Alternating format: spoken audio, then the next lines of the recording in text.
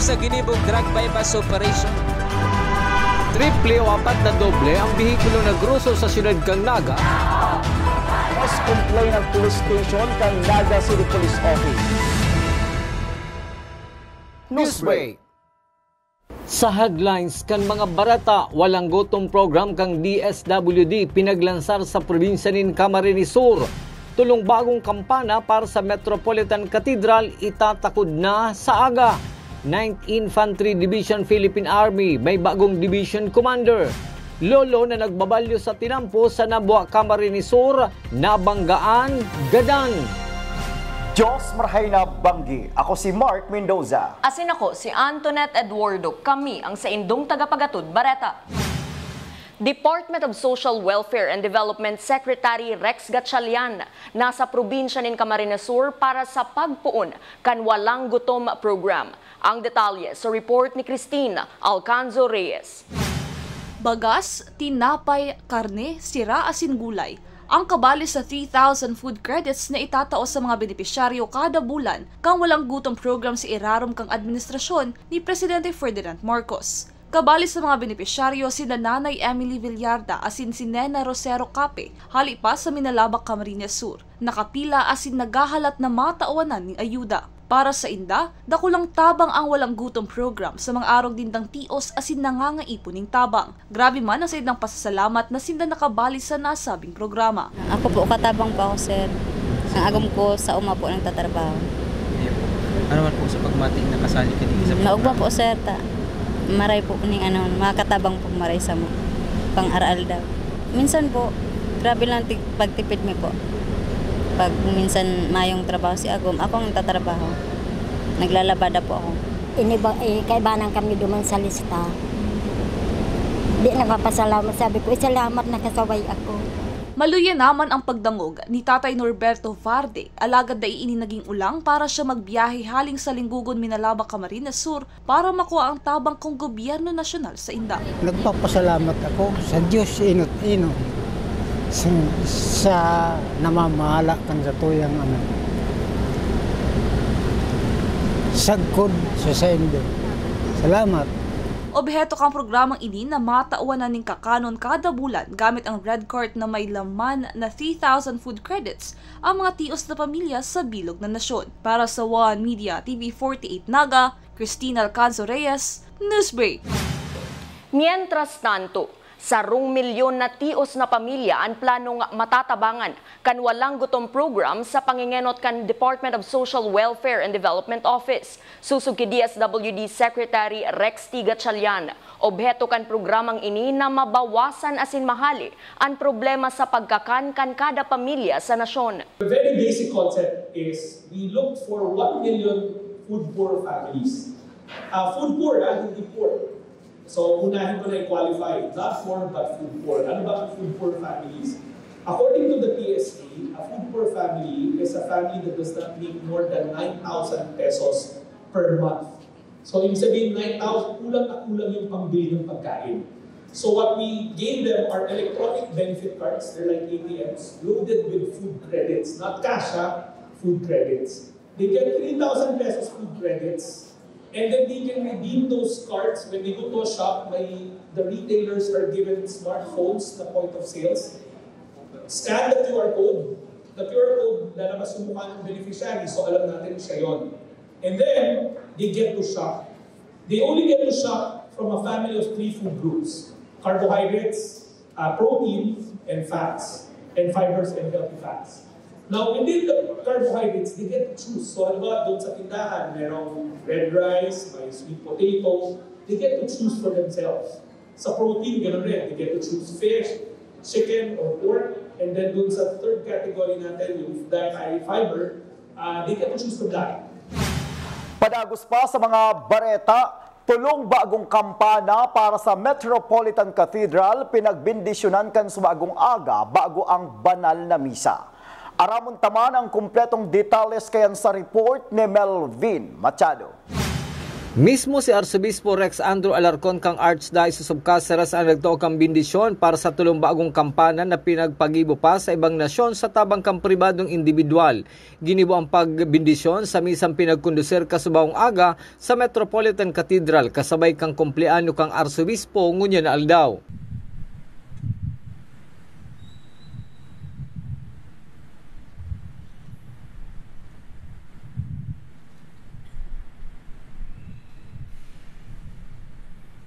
Paliwanag ni Father Domingo Florida ang Parish Priest kang St. John the Baptist, ang Metropolitan Cathedral, ang may siyam na kampana alagad sa Rosana ang nagagamit. Ang Cathedral bell kita po, igwa kita ng 9 bells, but out of 9 bells, saro lang po ang functional. Itong ginagamit ang pagpipenya Francia, so that is the 1937 bells. So we made it a point na since sa history kang church, ang bells are very important because it signifies the voice of God calling us to worship or prayer. So we made it as an appropriate gift as we celebrate the centenary of the anniversary of the coronation of Ina, Our Lady of Peña Francia, to be our lasting or legacy project for this great event. It is very providence that a family shouldered all the expenses of these bells. Hali po talaga siya sa Holland, tapos may kanya-kanya po siyang tono. Ang tulong kampanang ini ang ipinangaran para kay Nuestra Señora de Peña Francia, Divino Rostro as in St. John the Baptist, ang patron kang Metropolitan Cathedral. Ang mga bells, ika po siya ng mga pangaran ng santo. Garo pigbubunyagan man sinda. Kaya iniyo pong bells na iniyo, they are named in honor of Our Lady of Peña Francia, the Divino Rostro, and St. John the Evangelist, who is the patron saint of the cathedral. And these bells will be installed starting tomorrow sa aga po. Para sa One Media TV 48 Naga, Melvin Machado, Newsbreak. Mientras tanto, oras na maibugtak na sa kampanaryo ang tulong kampana na ipamansubot ini gagamiton asin daipa madadangog ang tanog kaini. Susog ki Father Domingo Florida kan Metropolitan Cathedral sa Setyembre 20 pa gagamiton ang nasabing mga kampana kasabay kan reenactment sa pagkorona kin Nuestra Señora de Peña Francia na ginibo kan taong 1924. Ang enot pong pagpatanog sa iya sa September 20, after na si Ina po, once again will be crowned to reenact the 1924 coronation. So it will be, ang bells pong inaapod siyang Gloria bells. Kaya very festive po ang sa iyang tanong. Pero sa aga, isasakat yan? Isasakat na po siya, mga starting pong 8 o'clock. Pigre-ready na po ang kampanaryo ta. Sa iba pang bareta, mahampang sa sarong press conference ang mga opisyales kan Philippine National Railways para tawan linaw ang issue sa mga unauthorized railroad crossings matapos ang sunod-sunod na aksidente kan nakalihis na aldaw. Urug na sa rota kan Rinconada asin Albay. Sa masunod na mga aldaw, nakatalaan naman subuot isara kan PNR ang mga unauthorized crossings. Sa pagbabalikan news break, 9th Infantry Division Philippine Army may bagong division commander. Iyan asin iba pang mga bareta sa pagbuelta kan One Media TV 48 Naga News Break.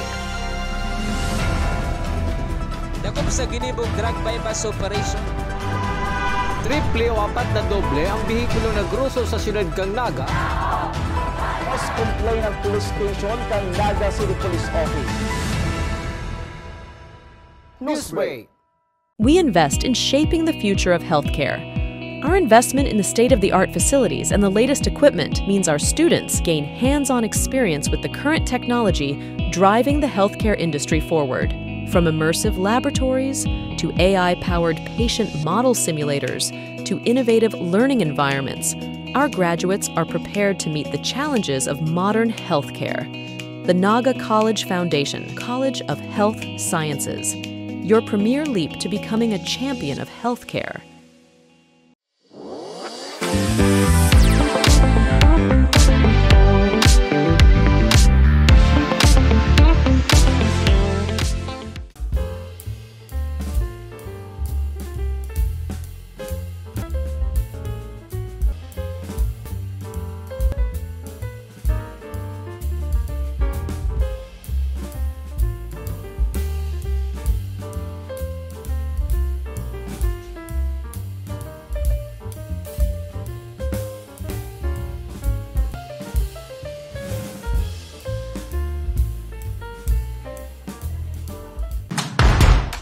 Hello, NCF!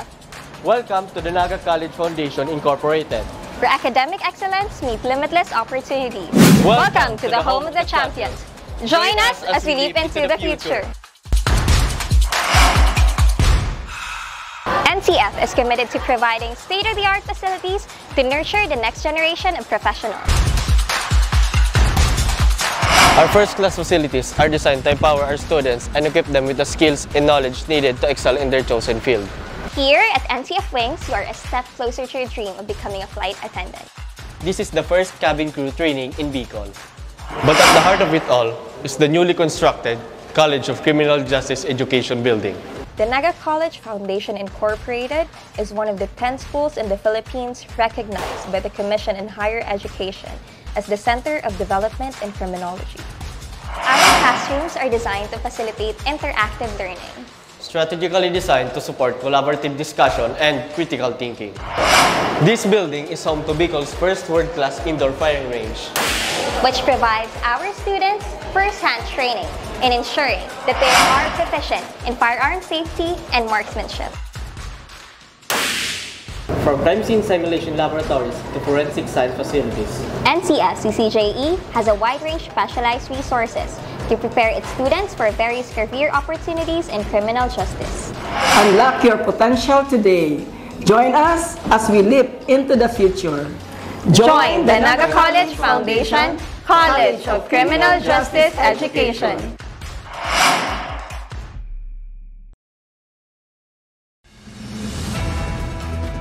Dakop sa ginibog drug bypass operation.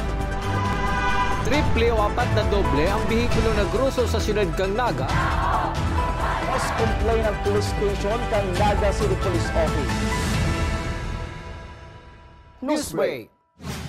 Sa pagpapadagos kan mga bareta, 9th Infantry Division Philippine Army may bagong division commander. Change of command ceremony ginibukas suudma sa Campo Elias Angeles sa Pili, Camarines Sur. Ang detalye sa report ni Melvin Machado. Si Lieutenant General Roy Galido, Commanding General kang Philippine Army, ang nagserbing presiding officer sa Change of Command Ceremony kasudma sa 9th Infantry Division Philippine Army. Si Major General Adonis Bahaw na nag-asumir bilang Division Commander kang 9th Infantry Division Philippine Army kang Enero kan nakalis na taon, asin nakaabot na sa mandatory age para sa retirement ang pinagribayan ni Major General Noe Alberto Piñafiel bilang ika-18 pamayo kang 9th Infantry Division Philippine Army. Si Major General Piñafiel ang dating Internal Auditor sa General Headquarters kang Puwersa Armada kang Pilipinas. Taon 2020 hasa 2021 kamagtuko man siya bilang Brigade Commander kang 903rd Infantry Patriot Brigade na nakakasakop sa Albay, Sorsogon, asin Masbate. Mientras tanto presente man ang pamilya ni Major General Bahaw sa ginibong aktibidad kasudma. Para sa One Media TV 48 Naga, Melvin Machado, Newsbreak. Sa satuyang police report, dead on arrival sa Rinconada Medical Center sa Nabua, Camarines Sur ang 74 anyos na si Melchor Derecho matapos mabudala ning sarong Toyota Innova na pasiring sa Nabua, Camarines Sur na pinagmamaneho kang sarong 68 anyos na si Bonifacio Lopez na taga Bikutan, Taguig City. Nagbabali subuot sa tinampo ang biktima kan nangyari ang aksidente pasado alas 4 rin amay na pagkaaga kan suudma. Sa iba pang police report, direct assault upon an agent of person in authority ang kasong inaatubang kan akusadong sinda alias Johnny asin alias Lad. Residente kang Zone 4, Sitio Abrego, Barangay Pacol, Syudad ni Naga. Anduwa pwedeng magpiyansa nin 10,000 pesos kada saro para temporaryong makaluwa sa karsel. Ang pag-aresto sa duwang sospek an pinanginotan kan Kamaligan PNP, Katuwang and Maritime Police. Sa iba pang bareta, dapat mamantinir asin daig mapabayaan ang mga mural painting sa laog kang Naga. Ini ang reaksyon ni City Councilor Jose Perez, Chairman kang Committee on Culture and the Arts sa Sangguniang Panglungsod. Susog sa konsyal, dapat ribayan tulosin ibang mural kung ini naluluma na. Ang gusto kong sabihin, dapat kung pinunan ini, dapat ipadagos na mamantinir. Makanos ba kaya na mamural ka, tapos pag nag-fade na si dahil mo na, pinapabayaan mo na nagiging ang eyesore.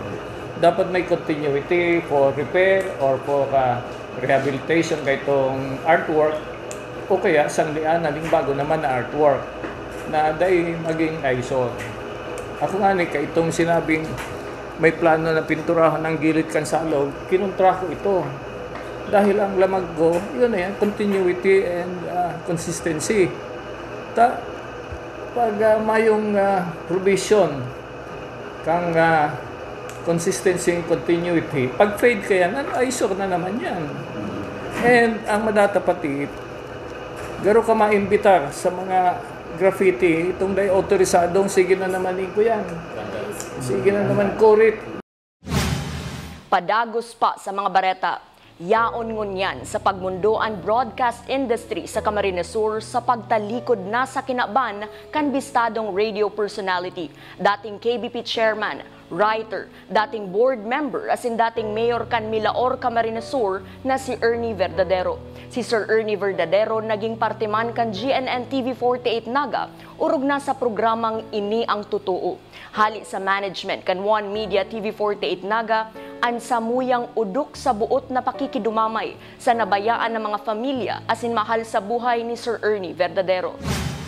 Asin yan ang mga bidang baretang nakalap kan mas pinakusog na puwersa kan One Media TV48 Naga News and Bicol Affairs. De malinone follow ang samuyang official Facebook fan page One Media TV48 Naga. Ako po si Mark Mendoza. Padagos kaming mahatod nin mga baretang garantisadong nangingenot asin napapanahon. I-hit ang subscribe button sa samuyang official YouTube channel One Media TV48 Naga, tanganing updated kita sa mga bareta asin istoryang vida. An Bicolano. Ako si Antoinette Eduardo asin ini an One Media TV48 Naga News Break. Dakop sa ginibong drug bypass operation. Triple o 4 na doble ang bihikulo na gruso sa siyudad kang Naga. Mas complain ng police station kang Naga City Police Office. Newsbreak. Flight attendants, prepare for takeoff, please.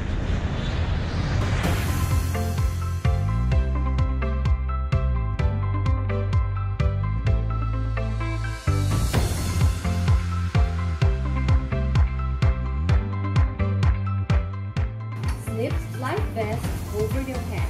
Take the tape around